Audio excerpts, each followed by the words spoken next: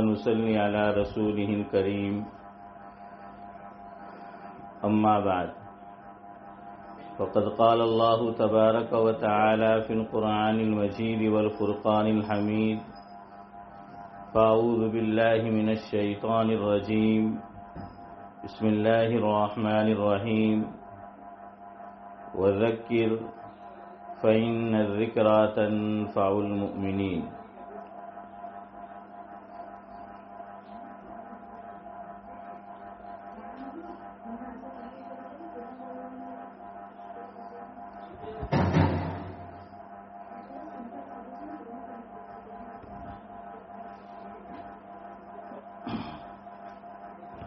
ہے دعا خدا سے خصوصی کرم کرے، ہے دعا خدا سے خصوصی کرم کرے، دے زباں پر وہ بات جو دل پر اثر کرے.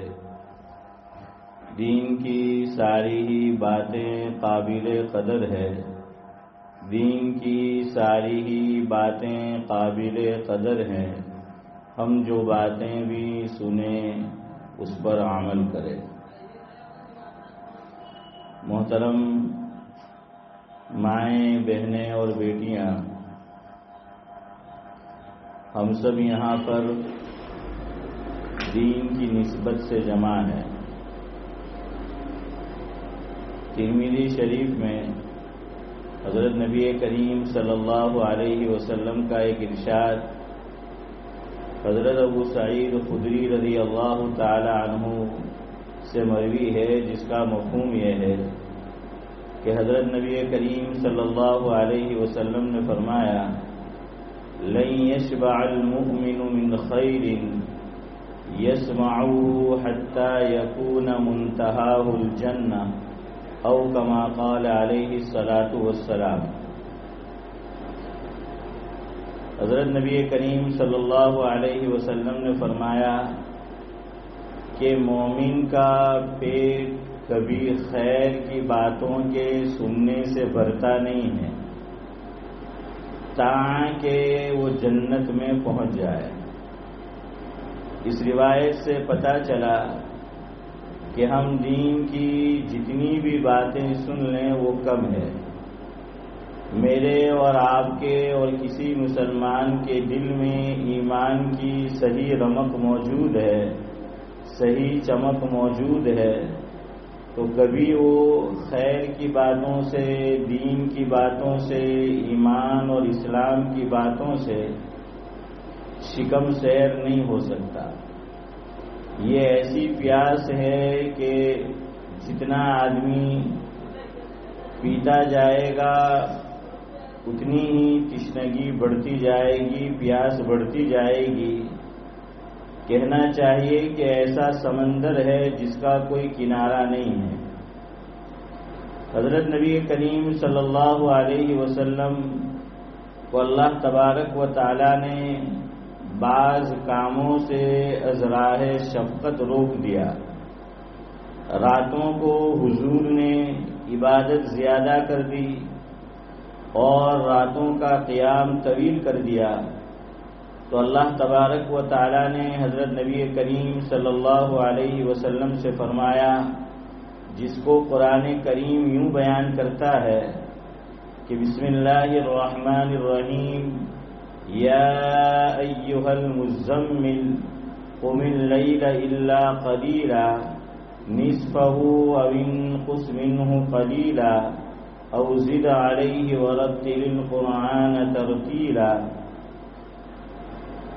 اللہ تبارک و تعالی نے رات کے طویل قیام سے روک دیا.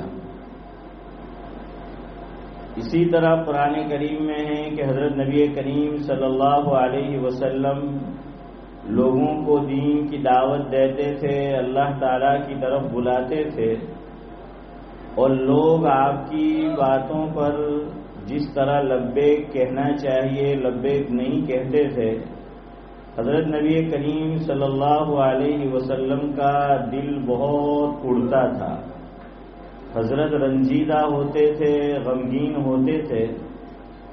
اللہ تبارک و تعالی نے جب یہ کیفیت نبی کریم صلی اللہ علیہ وسلم کی دیکھی تو قرآن کریم میں آیت کو نازل فرمایا اور حضور کو روک دیا۔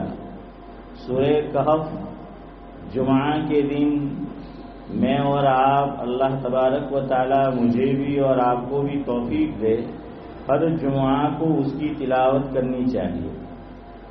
جو مائیں بہنیں کر رہی ہیں تو اس پر مداومت کرے، ہمیشگی کرے، اس کے بڑے فوائد ہیں۔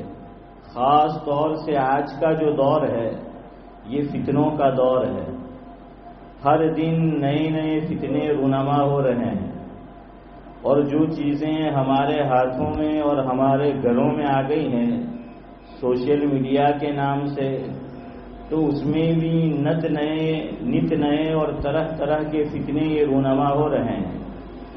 یہ سب دجالی فتنے ہیں۔ دجال کی آمد سے پہلے دجالی فتنے یہ رونما ہوں گے۔ اسی لیے اللہ رب العزت نے بڑا کرم مجھ پر، آپ پر اور ایمان والوں پر فرمایا کہ دجالی فتنوں سے حفاظت کے لیے، محفوظ رہنے کے لیے اللہ رب العزت نے مجھے اور آپ کو ایک عمل یہ بتایا کہ جمعہ کے دن میں اور آپ سورہ کہف کی تلاوت کریں۔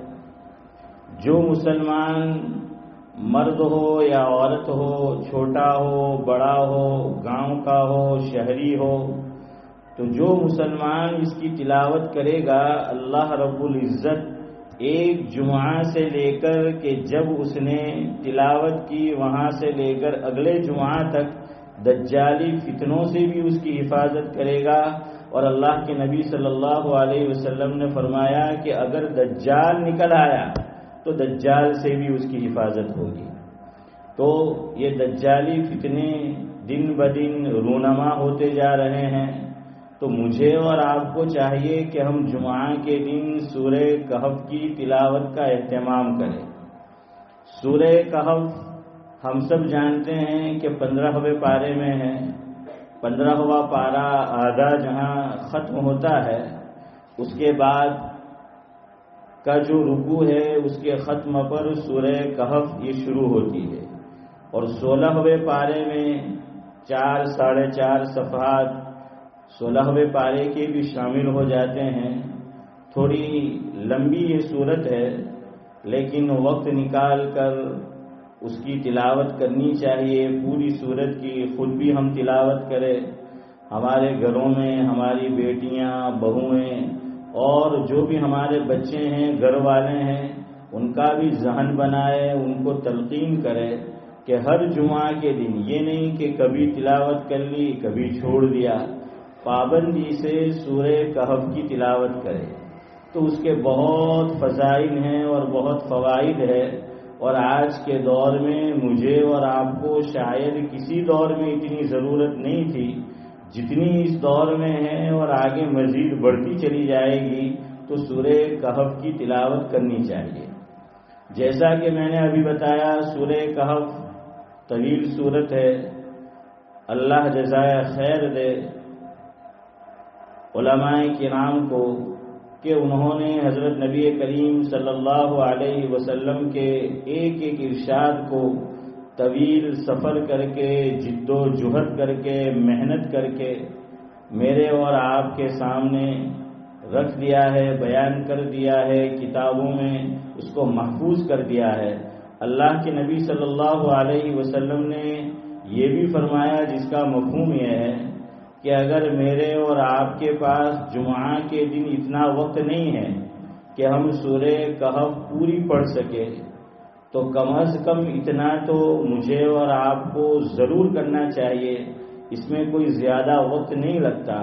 اللہ کے نبی صلی اللہ علیہ وسلم نے فرمایا، جس کا مفہوم یہ ہے کہ یا تو سورہ کہف کی شروع کی 10 آیتیں تلاوت کر لیں،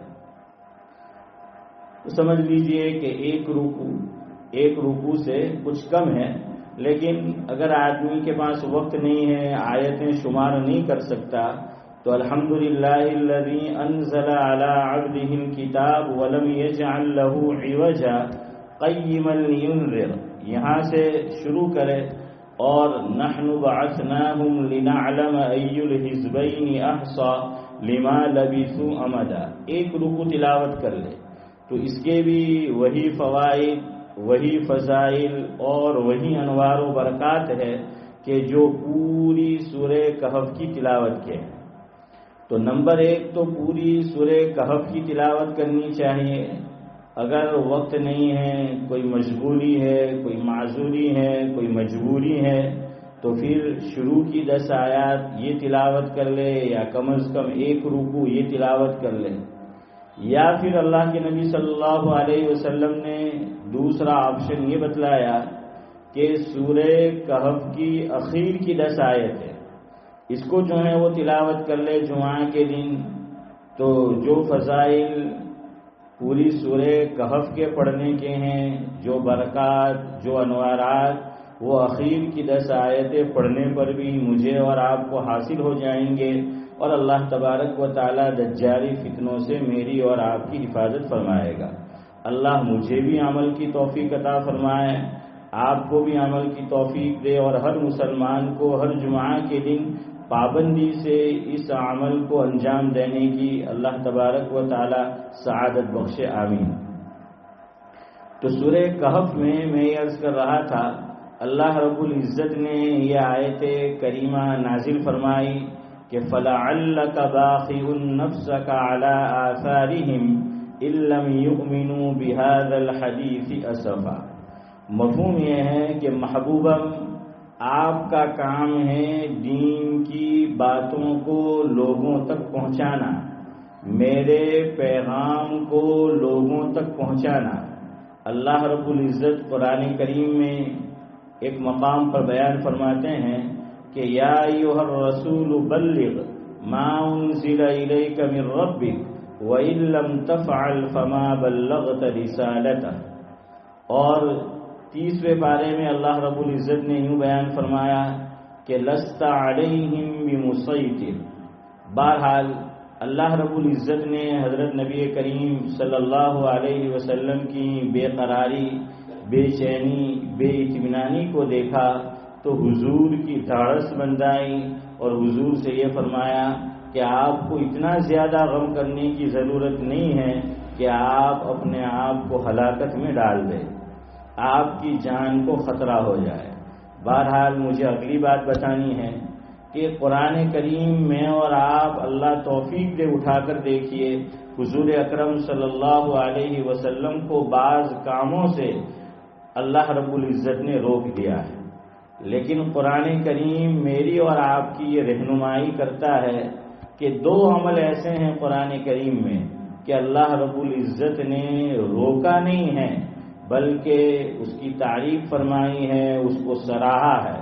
ان میں سے ایک چیز 29واں پارہ، 29ویں پارے میں اللہ رب العزت ارشاد فرماتے ہیں کہ وَإِنَّكَ لَعَلَىٰ خُلُقٍ عَظِيمٍ، کہ حضرت نبی کریم صلی اللہ علیہ وسلم اخلاق کی بلندی پر فائز ہے، بلند اخلاق کے حامل ہے، خلق عظیم کے مالک ہے۔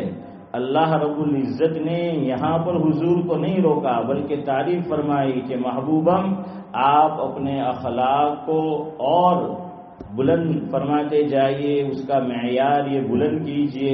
بہرحال تو یہ ایک ایسا عمل ہے کہ اللہ رب العزت نے اس سے روکا نہیں بلکہ اس کی تعریف فرمائی کہ اس میں مزید نکھار پیدا کیا جائے، مزید جو ہے اس عمل کو بڑھایا جائے۔ تو اللہ رب العزت مجھے بھی اور آپ کو بھی اور ہر مسلمان کو اچھے اخلاق کا حامل بنائے۔ آج ہمارے گھروں میں، ہمارے خاندان میں، ہمارے معاشرے میں، ہمارے سماج میں، ہمارے گاؤں میں یا کوئی اور گاؤں اٹھا کر دیکھ لیجئے، وہاں پر یہ سارے مسائل اس لیے ہیں کہ میں اور آپ اخلاق کو بھول گئے ہیں۔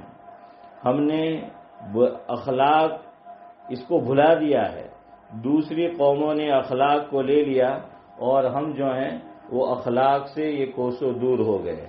تو اللہ رب العزت مجھے بھی اور آپ کو بھی اخلاق کا معیار یہ بلند کرنے کی اور جس طرح کی شریعت نے مجھے اور آپ کو تعلیم دی ہے تو ہمیں اچھے اخلاق والا جو ہے وہ بننے کی اللہ تبارک و تعالی توفیق نصیب فرمائے۔ دوسرا ایک عمل جو اصل میں مجھے یہی بات عرض کرنی تھی وہ ہے علم کے تعلق سے۔ اللہ تبارک و تعالی نے حضرت نبی کریم صلی اللہ علیہ وسلم کو یہ دعا سکھائی کہ آپ یوں دعا کیجئے کہ ربی زدنی علما، کہ اے میرے رب، مفہوم یہ ہے کہ میرے علم میں زیادتی اور بڑھوتری یہ نصیب فرما۔ تو آپ مائیں بہنیں بھی جو آج یہاں پر جمع ہے اور ہمیشہ جب جب آپ کو جمع کیا جاتا ہے آپ جمع ہوتے ہیں، تو یہ بھی علم کے بڑھوتری کا ایک ذریعہ ہے، علم کی زیادتی کا ایک سبب ہے، اور یہ تعلیم کا جو حلقہ ہے، یہ تعلیم کی جو مجلس ہوتی ہیں، یہ دین کے گھروں میں آنے کا ذریعہ بنتی ہے، یہ دین کے گھروں میں داخل ہونے کا سبب بنتی ہے۔ لہذا تمام ماؤں بہنوں سے میں بڑے ادب سے یہ گزارش کروں گا کہ جب بھی یہ تعلیم کا حلقہ لگے یا کسی عالم دین کا بیان ہو یا کسی کا پروگرام ہو، اپنے وقت کو آگے پیچھے کر کے اس پروگرام میں ضرور شرکت کرنی چاہیے۔ گھر کی بڑی عورتیں اور مائیں شرکت کرے گی تو ان کو دیکھ کر گھروں کی جو چھوٹی بچیاں ہیں وہ بھی اس کے اندر شرکت کرے گی۔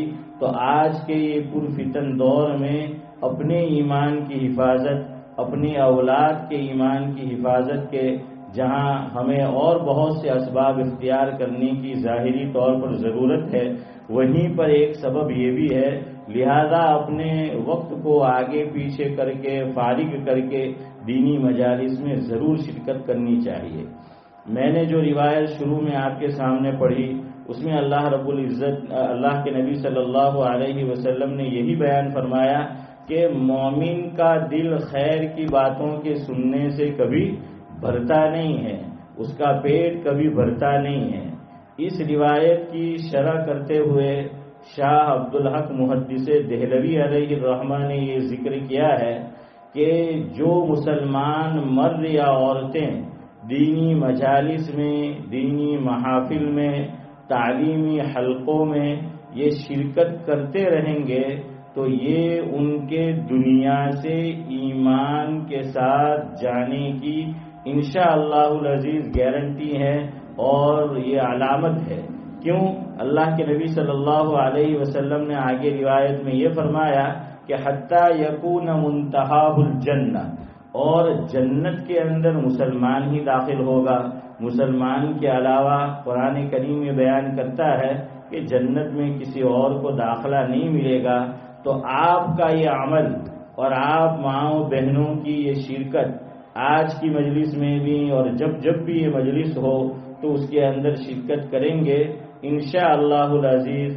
جیسا کہ شاہ عبدالحق محدث دہلوی علیہ الرحمہ نے لکھا کہ یہ ہمارے جب دنیا سے جانے کا وقت ہوگا، آخری سانسیں ہماری چل رہی ہوگی، تو یہی مجالس کی برکتیں اور یہی محافل کی برکتیں وہ ہمیں حاصل ہوگی اور دنیا سے ہم ایمان کے ساتھ یہ رخصت ہوں گے۔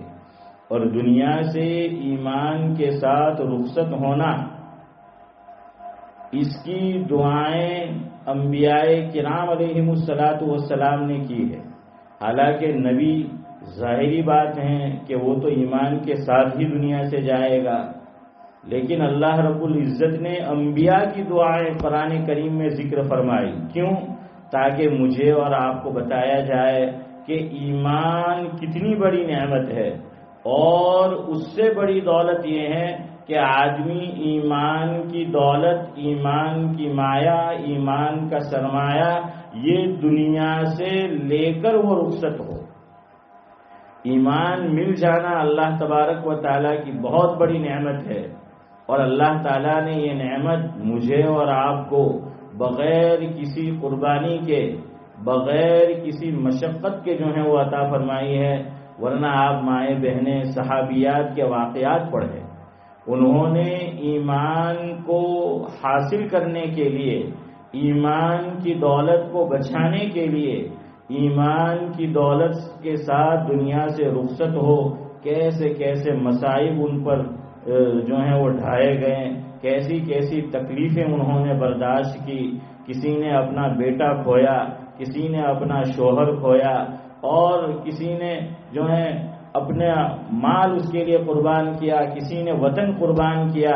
یہ جو ہجرت کی ہے صحابہ کرام نے، چاہے وہ حبشہ کی ہجرت ہو یا پھر وہ مدینہ منورہ کی ہجرت ہو، آپ اگر اس کو پڑھیں گے تو نتیجہ یہ نکلے گا کہ ان حضرات نے اپنے ایمان کو بچانے کے لیے گھر بار کو چھوڑ دیا، وطن کو چھوڑ دیا اور اپنی فیملی کو قربان کر دیا، صرف اس لیے کہ دنیا سے ایمان کے ساتھ رخصت ہو اور ایمان کی دولت ان کو حاصل ہو، ایمان پر استقامت ان کو جو ہے وہ حاصل ہو.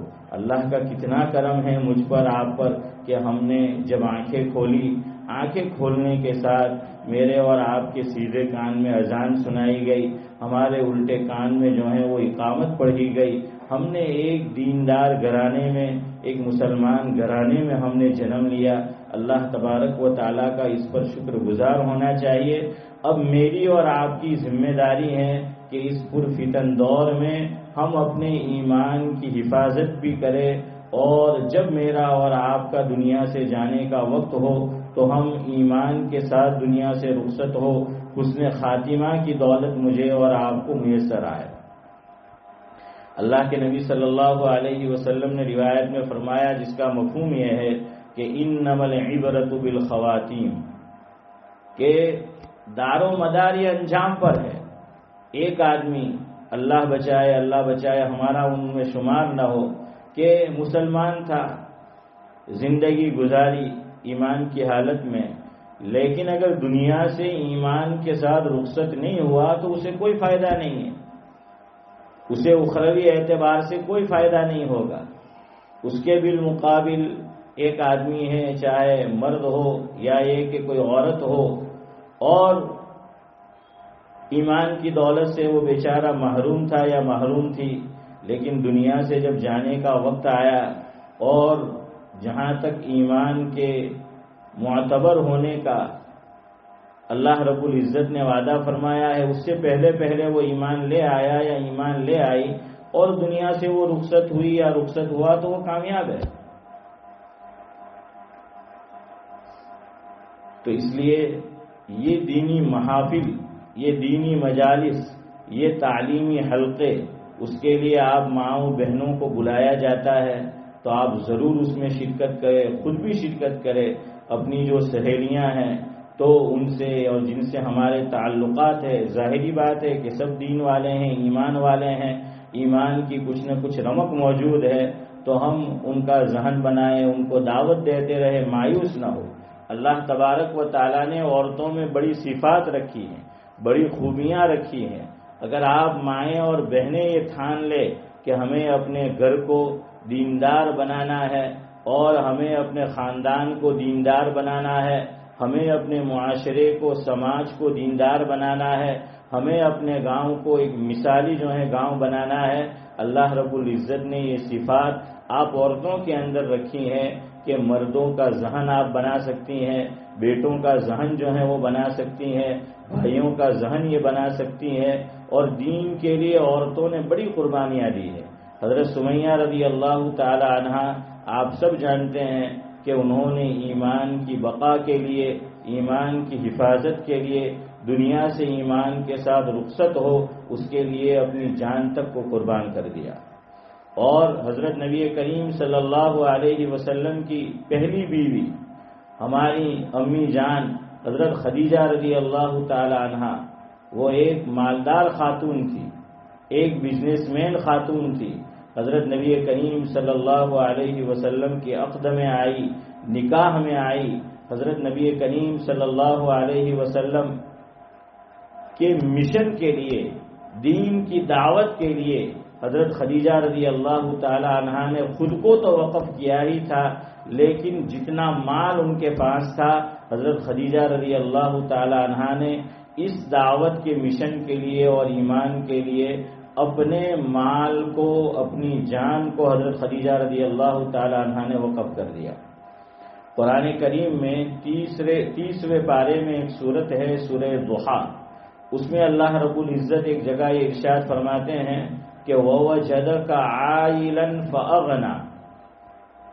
تو اس میں مفسرین یہ لکھتے ہیں کہ حضرت خدیجہ رضی اللہ تعالی عنہا کی طرف اشارہ ہے کہ انہوں نے اپنا سارا مال حضرت نبی کریم صلی اللہ علیہ وسلم کے مشن کے لیے یہ قربان کر دیا، اور خزانے جو ہیں اس کے دہانے کھول دیے، اس کا منہ جو کھول دیا۔ اور اس سے آگے آپ سب جانتے ہیں کہ مشرکین مکہ نے بائیکاٹ کیا، اس میں عورتیں بھی تھیں، مرد بھی تھے، چھوٹے بچے بھی تھے، نوجوان بھی تھے۔ ایک گھاٹی تھی جس کا نام ہے شعب ابی طالب، اس میں 3 سال تک ان لوگوں نے سوشل بائیکاٹ کر دیا تھا، کوئی چیز وہاں تک پہنچائی نہیں جاتی تھی، کسی کو جانے نہیں دیا جاتا تھا، لیکن صرف اور صرف ایمان کو بچانے کے لیے حضرت خدیجہ رضی اللہ تعالی عنہ ان میں سر فہرست ہے۔ 3 سال تک وہ گھاٹی کے اندر محصور رہے، لیکن دین کو نہیں چھوڑا۔ اور کیسا وقت تھا، لکھا ہے سیرت کی کتابوں کے اندر کہ یہ جو 3 سال کا عرصہ گزرا ہے بڑا سخت اور دشوار گزرا ہے۔ صحابہ کرام فرماتے ہیں مفہوم یہ ہے کہ رات کے وقت ہم چل رہے ہوتے تھے، ہمارے پاؤں کے نیچے کوئی تر چیز آ جاتی تھی، ہم اس کو اٹھا کر منہ میں رکھ لیتے تھے۔ خدا کی قسم رات کی اندھیری تھی، ہمیں معلوم نہیں آج تک کہ وہ کیا چیز تھی جسے ہم نے کھا لیا تھا۔ یہ صرف اور صرف دین کے لیے۔ تو حضرت خدیجہ رضی اللہ تعالی عنہ جب شیاب ابی طالب سے چھٹکارا اور نجات نصیب ہوئی،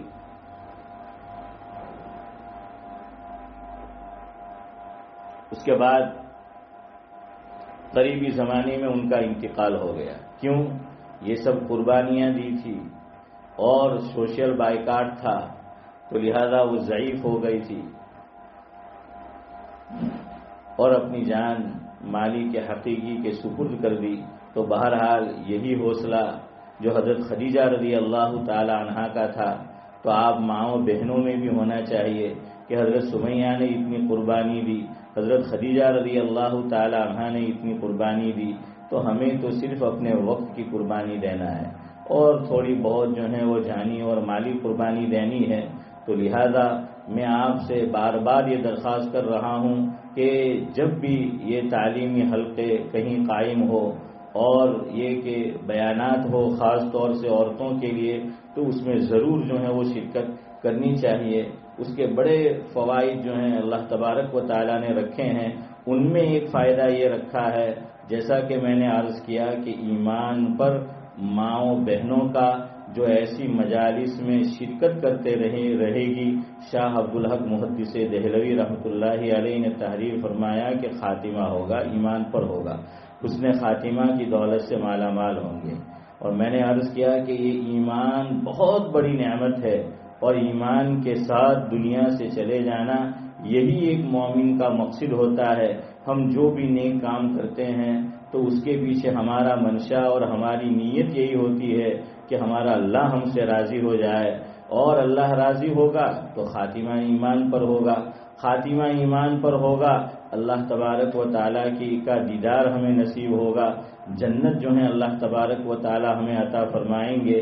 تو انبیاء کرام علیہم والسلام نے دعائیں کی ہیں کہ اللہ ہمارا خاتمہ ایمان پر فرما، یعنی ہماری آخری سانس جو ہم اس دنیا میں لیں تو وہ بھی ایمان کی حالت میں ہو۔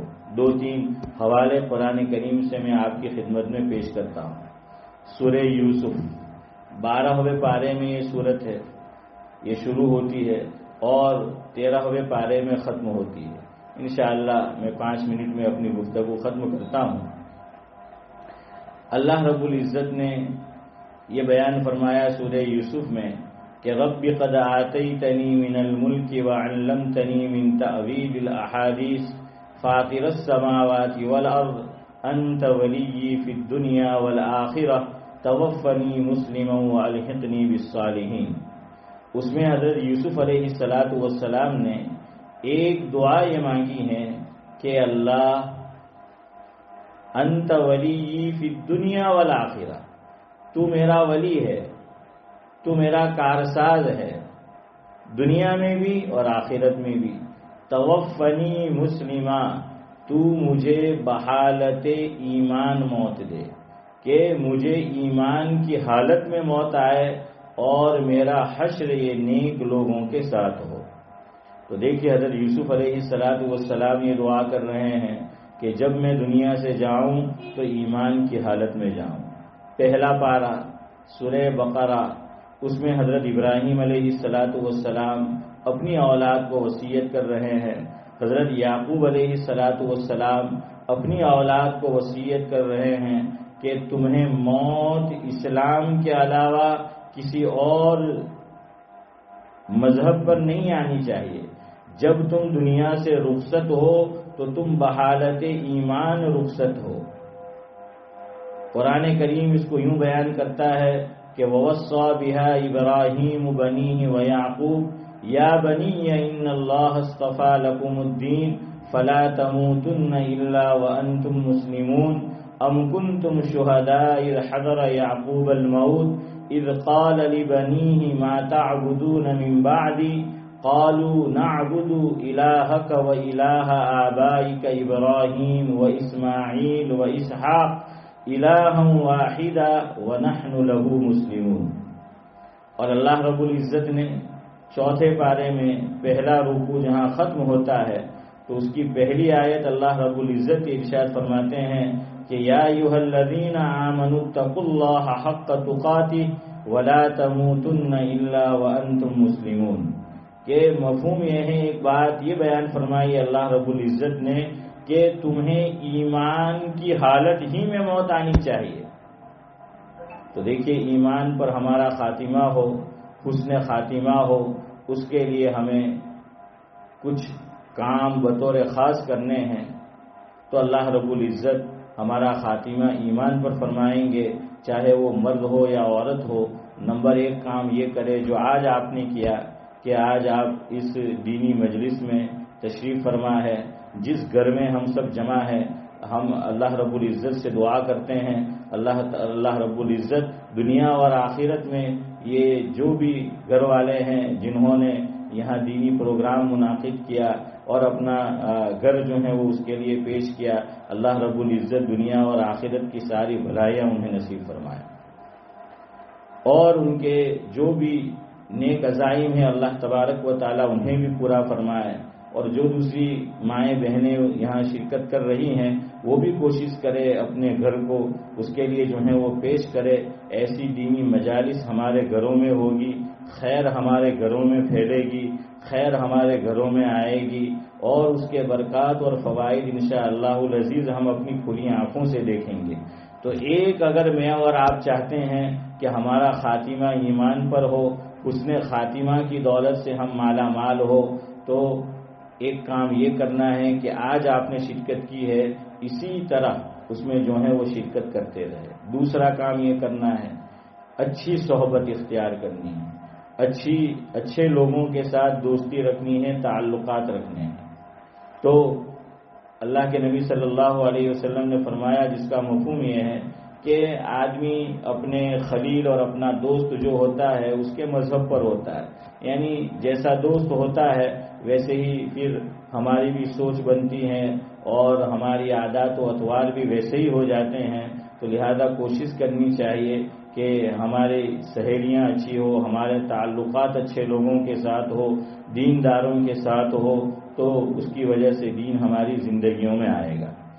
تیسرا کام یہ کرنا ہے زندگی دینداری والی گزارنی ہے۔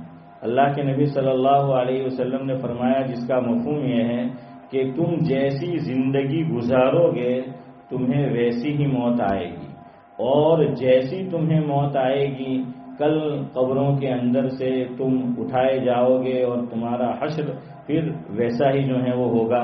اس لیے کوشش مجھے اور آپ کو کرنی چاہیے کہ ہم دینداری والی زندگی گزارے، ہم نیکیوں والی زندگی گزاریں گے، اللہ تبارک و تعالی ہمیں موت بھی ویسی جو ہے وہ نصیب فرمائے گا۔ ایک بزرگ گزرے ہیں ماضی قریب میں، ڈاکٹر عبدالحی عارفی صاحب رحمۃ اللہ علیہ، ان کا ہمیشہ کا معمول تھا کہ وہ کیسا ہی کام کر رہے ہو، کتنا ہی اہم کام ہو، لیکن اذان کی آواز ہوتی تھی تو وہ سب اپنے کام چھوڑ چھاڑ کر اذان کا جواب دیتے تھے۔ پوری زندگی ان کا یہ معمول رہا، اور تھے حکیم، حکمت کا کام بھی کرتے تھے، مطلب چلاتے تھے، لیکن جیسی بھی کیسی ہی مشغولی کیوں نہ ہو، اذان کی آواز کان میں پڑی فوراً اس کا جواب دیا۔ زندگی بھر یہ معمول رہا۔ دیکھیے جیسی زندگی آدمی گزارتا ہے ویسی موت آتی ہے۔ اب ان کا دنیا سے جانے کا وقت قریب ہے، اور جاں کنی کا عالم ہے، فجر کی اذان کا وقت ہوا چاہتا ہے، یوں لگ رہا تھا کہ حضرت کی ابھی روح قبض کر جائے گی، ابھی روح قبض کر جائے گی، یہاں تک کہ مؤذن نے فجر کی اذان دی کہ اللہ اکبر اللہ اکبر، حضرت نے جواب دینا شروع کیا، اور جیسے ہی مؤذن نے یوں کہا فجر میں کہ لا الہ الا اللہ، حضرت نے اس کا جواب دیا اور روح پرواز کر گئی۔ تو یہ ہے کہ جیسی زندگی گزاریں گے ویسی موت آئے گی، اور اچھی موت آئے گی، اللہ تبارک و تعالی حشر بھی ویسا کریں گے۔ ایک مشہور خاتون گزری ہے، آپ نے سنا ہوگا ان کا نام زبیدہ خاتون۔ یہ ہارون رشید کی بیوی تھی، اور اس نے عراق سے اس زمانے میں ایک دور ایسا گزرا ہے حضور اکرم صلی اللہ علیہ وسلم کے زمانے کا بھی اور بعد کا بھی، کہ یہ مکہ مکرمہ اور مدینہ منورہ میں پانی کی بہت قلت تھی، بہت تنگی ہوا کرتی تھی پانی کی، چونکہ وہ پتھریلی زمین ہے تو پانی کی بڑی قلت تھی، بڑی تنگی تھی۔ تو یہ جو زبیدہ خاتون ہے ہارون رشید کی بیوی، یہ عراق میں ہوا کرتی تھی، وہ کیپٹل غالباً اس دور میں عراق تھا۔ اس نے وہاں سے ایک نہر اپنے پیسے سے کھدوائی، اور وہ نہر سیدھی انہوں نے مکہ مکرمہ تک وہ لے گئی، اور وہ آج بھی مشہور ہے نہر زبیدہ کے نام سے۔ ابھی اس کا وجود ہے یا نہیں معلوم مجھے، لیکن کتابوں میں آج بھی اس کا نام نہر زبیدہ یہ لکھا گیا ہے۔ ان کا انتقال ہوا، کسی نے خواب میں دیکھا اور پوچھا کہ اللہ نے کیا معاملہ فرمایا، تو زبیدہ کہنے لگی کہ اللہ نے بڑے کرم کا معاملہ فرمایا، میری مغفرت کر دی، مجھے بخش دیا، مجھے معاف کر دیا۔ تو یہ جو خواب میں دیکھ رہا ہے تو وہ ان سے یہ کہہ رہا ہے کہ ہاں تم نے فلاں بڑا زبردست ایک نیک عمل کیا تھا کہ حرمین شریفین میں بڑی پانی کی قلت تھی، تنگی تھی، تم نے عراق سے یہ نہر کھدوائی اور تم وہاں تک لے گئی، اللہ رب العزت نے اس وجہ سے تمہاری مغفرت کر دی ہوگی۔ تو وہ کہنے لگی کہ نہیں، اس کی تو نوبت نہیں آئی، بلکہ ہوا یوں کہ ایک مرتبہ میں جھولا جھول رہی تھی، جس کو ہم گجراتی میں بولتے ہیں کہ اس کا گانا۔ تو وہ کہنے لگی کہ میں جھولا جھول رہی تھی تو دوپٹہ میرے سر سے سرک گیا اور میرے بال ظاہر ہو گئے، وہاں کوئی غیر محرم نہیں تھا، سارا جو ہے وہ کمپاؤنڈ تھا، چہار دیواری تھی، اور میں جھولا جھول رہی تھی، یہاں تک کہ مؤذن نے اذان دی اور اللہ اکبر میرے کان میں پڑا، تو میں نے جو دوپٹہ میرے سر سے سرک گیا تھا اسے میں نے واپس اپنے جو ہے وہ سر کے اوپر رکھ لیا اور اس کو ڈھک دیا ادب کے مارے۔ اللہ تعالیٰ کو میرا یہ عمل پسند آ گیا کہ اے زبیدہ تو نے ہمارے نام کی عظمت کی تعظیم کی، جا ہم تیری بخشش کرتے ہیں، تیری مغفرت کرتے ہیں اور تیرے لیے جنت کا وعدہ کرتے ہیں۔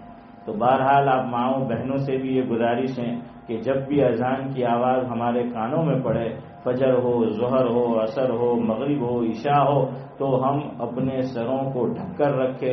اور دوسری بات کہ اذان کا مجھے یہ اصل آپ کو بتانا ہے کہ ہمارا خاتمہ ایمان پر کیسے ہو، اس کے لیے کیا کرنا ہے، تو اذان کا جواب دو، یہ بھی روایت میں آیا ہے، ایک اذان کا جواب دینا ہے۔ آپ چاہے روٹی بنا رہی ہے، کھانا پکا رہی ہے، ٹھیک ہے وہ کام ہوتا رہے، اگر آپ کے اختیار میں ہے تو اسے روک دو، ورنہ وہ بھی ہوتا رہے اور اذان کا جواب ہم دیتے جائیں۔ آپ مائیں بہنیں بھی اور میں بھی اس وقت نہ موبائل پہ بات چیت کرنی ہے، نہ کوئی اور چیز جو ہے وہ دیکھنی ہے، جہاں تک ہو سکے پابندی سے اذان کا جواب دو۔ تو اذان کا جواب بہت آسان ہے، اللہ کے نبی صلی اللہ علیہ وسلم نے روایت میں فرمایا، جس کا مفہوم یہ ہے کہ مؤذن یعنی اذان پڑھنے والا جو کلمات کہہ رہا ہے مرد اور عورت یہ کلمات دہراتے رہے. اگر کوئی خاتون اس حالت میں ہے کہ وہ نماز نہیں پڑھ سکتی تب بھی وہ اذان کا جواب دے سکتی ہے. اس کا فائدہ میں آگے بیان کروں گا. تو اذان کا جواب دینا ہے اللہ اکبر کے مقابلے میں اللہ اکبر، اشہد ان لا الہ الا اللہ تو وہی اشہد ان لا الہ الا اللہ، اشہد ان محمد رسول اللہ جواب میں اشہد ان محمد رسول اللہ، حی علی الصلاۃ اس کے جواب میں یا تو حی علی الصلاۃ کہہ دے یا لا حول ولا قوت الا باللہ کہہ دے، حی علی الفلاح اس کے جواب میں بھی یا تو حی علی الفلاح کہہ دے یا لا حول ولا قوت الا باللہ، الصلاۃ خیر من النوم. تو اس کے جواب میں بہت سے لوگ کہتے ہیں صدقت و بررت، یہ جواب حدیث پاک میں نہیں آیا ہے. تو علماء نے لکھا کہ جب حضور نے یہ فرمایا کہ جو مؤذن کہتا ہے وہی کلمات لوٹانے چاہیے، دہرانے چاہیے، تو فجر میں الصلاۃ خیر من النوم سن کر ہمیں بھی جواب میں الصلاۃ خیر من النوم کہنا ہے. صدقت و بررت کوئی کہتا ہے تو کہے کوئی بات نہیں، لیکن اتنا پتہ ہونا چاہیے یہ حدیث میں نہیں ہے. تو صدقت و بررت بھی کہنا چاہے تو کہے، لیکن ساتھ میں یہ ضرور کہہ دے الصلاۃ خیر من النوم، اللہ اکبر لا الہ الا اللہ. اب دوسری بات حدیث میں آئی ہے کہ اذان اور اقامت کے درمیان اللہ رب العزت خاص طور سے دعا قبول کرتا ہے، تو دعا کا اہتمام کرے. دعا کے لیے ہاتھ اٹھانا مستحب ہے. اگر ہاتھ نہیں اٹھا سکتے تو بغیر ہاتھ اٹھائے دعا کرے. افضل یہ ہے کہ ہاتھ اٹھائے، لیکن موقع نہیں ہے تو اس کے بغیر. دوسرا کام یہ کرنا ہے اذان کا جواب دے دیا پھر درود شریف پڑھو. جو بھی درود شریف مختصر درود شریف ہے صلی اللہ علیہ وسلم، سب سے افضل درود شریف ہے درود ابراہیم جو ہم نماز میں پڑھتے ہیں، اور اس کے بعد یہ دعا پڑھو اللہم رب هذه الدعوة التامة والصلاة القائمة آت محمدا الوسیلة والفضیلة وابعثه مقاما محمودا الذی وعدته. روایت میں یہاں تک آیا ہے. یہ دوسری روایت میں یہ بھی ہے انک لا تخلف المیعاد. بہرحال چاہے تو وعدتہ تک پڑھے، چاہے تو انک لا تخلف المیعاد اس کو بھی شامل کر لے. اللہ کے نبی صلی اللہ علیہ وسلم نے اس کی فضیلت کتنی عظیم بیان فرمائی کہ جو مسلمان مرد یا عورت ہر اذان کا جواب پابندی سے وہ دے گا، وہ دے گی، اور اس کے بعد درود کا نذرانہ آقا پر ہم بھیجیں گے، اور اس کے بعد یہ دعا پڑھ لیں گے حلت لہو شفاعتی یوم القیامہ او کما قال علیہ الصلاۃ والسلام. اللہ کے نبی صلی اللہ علیہ وسلم فرما رہے ہیں کہ کل قیامت کے دن میدان حشر میں اسے میری شفاعت نصیب ہوگی. یہاں علماء لکھتے ہیں حضور کی شفاعت صرف اہل ایمان کے لیے ہوگی، مسلمانوں کے لیے ہوگی. پتہ چلا کہ ہم اذان کا جواب دیں گے، خاموش ہو جائیں گے، اس وقت جواب دیں گے، درود پڑھیں گے، اس کے بعد دعا پڑھیں گے، انشاءاللہ ہمارا خاتمہ یہ ایمان پر ہوگا. اللہ رب العزت جو کچھ کہا سنا گیا سب سے زیادہ میں عمل کا محتاج ہوں. یہاں ایک مسئلہ سن لیں. ہمارے گاؤں میں کئی مساجد ہے، ساری مساجد کے جواب اذان کا جواب ضروری نہیں ہے. جون سی مسجد میں پہلی اذان ہو جائے اور ہمارے کانوں تک پڑے تو آپ اس کا جواب دے دو. مثال کے طور پر ہم بیت الخلاء میں تھے اور پہلی اذان ہوئی، جواب نہیں دے پائے، تو پھر دوسری اذان ہوتی ہے کہ اس سے اور مسجد سے، تو اس کا جواب دے دیں. تو بہرحال یہاں آپ کے لیے تو بڑے آپشن ہیں کہ الگ الگ وقت ہوتا ہے مغرب کو چھوڑ کر، تو کسی نہ کسی اذان کا جواب دینے کا موقع مل جاتا ہے. یہ بات آپ دل پر لے لے اور یہ چند کام کر لے. دینی مجالس جیسے آپ آج شرکت کی ہے تو بیانات میں، تعلیم کے حلقے میں، اور گھر میں بھی تعلیم کرے روزانہ. پہلے ہمارے بڑے بوڑھے گھر میں 3 کام کیا کرتے تھے. ہم نے بچپن میں دیکھا، ایک مدرسے کا ہوم ورک کہ کل کیا سبق بچوں کو مدرسے میں استاد جی کو سنانا ہے، دوسرا اسکول کا ہوم ورک، اور تیسرا فضائل کی تعلیم، دینی کتابوں کی تعلیم. آج یہ تقریباً تینوں کام ہمارے گھروں سے ختم ہو چکے ہیں، کیونکہ سب کے ہاتھوں میں موبائل ہے، آئی پیڈ ہے اور لیپ ٹاپ ہے اور پتہ نہیں کیا کیا لائے بلائیں، اس میں بھی مبتلا ہوں. جتنی مائیں بہنیں ہیں آج یہ نیت کر کے جائے کہ انشاءاللہ روزانہ ہمارے گھر میں بچے ہیں، ہم ان کو مدرسے کا سبق یاد کرائیں گے، مکتب کا، حفظ کا ہے، اگر مدرسے میں نہیں جانا ہے نگرانی تو گھر کے اندر اسکول کا ہوم ورک بھی کرانا ہے. آج کا یہ جو دور ہے اس میں بچے کو دنیاوی فنون سکھانے کی بھی بڑی ضرورت ہے. ہم خوش قسمت ہے، گاؤں میں انگلش میڈیم اسکول ہے، قریب میں بھی ہیں، بچوں کو دونوں تعلیم دو، دینی تعلیم کے ساتھ ساتھ دنیاوی تعلیم بھی دو۔ ہم نے تو جیسی تعلیم دنیاوی حاصل کرنی چاہیے نہیں کر سکے، ہمارے پاس بچپن میں اور آپ جو ہیں تو اتنے اسباب بھی نہیں تھے اور رجحان بھی نہیں تھا۔ آج بچوں کو دونوں تعلیم دو اور اس کے لیے کنٹرول کیا جائے کہ آئی پیڈ ہمیشہ لے کے نہ بیٹھے رہے، فون ہمیشہ لے کے نہ بیٹھے رہے، ورنہ ہمارے بچوں کا فیوچر یہ ڈارک ہو جائے گا، تاریک ہو جائے گا۔ آج کے دور میں دنیاوی فنون کی بھی بڑی ضرورت ہے، تو بہرحال یہ 3 کام کرے، گھروں میں بھی جو ہیں وہ تعلیم کا حلقہ ہم روزانہ قائم کرے۔ اللہ رب العزت جو کچھ کہا سنا گیا مجھے اور آپ کو اس پر عمل کی توفیق دے۔ جن حضرات نے یہ پروگرام ترتیب دیا میں ان کا بھی شکر گزار ہوں، ان گھر والوں کا بھی شکر گزار ہوں۔ اللہ تعالیٰ آپ کو دارین کی خوشیاں جو ہیں وہ نصیب فرمائے۔ جو مائیں بہنیں یہاں تشریف لائی اللہ تبارک و تعالیٰ ان کی بھی ہر نیک تمنا جو ہے وہ پوری فرمائے۔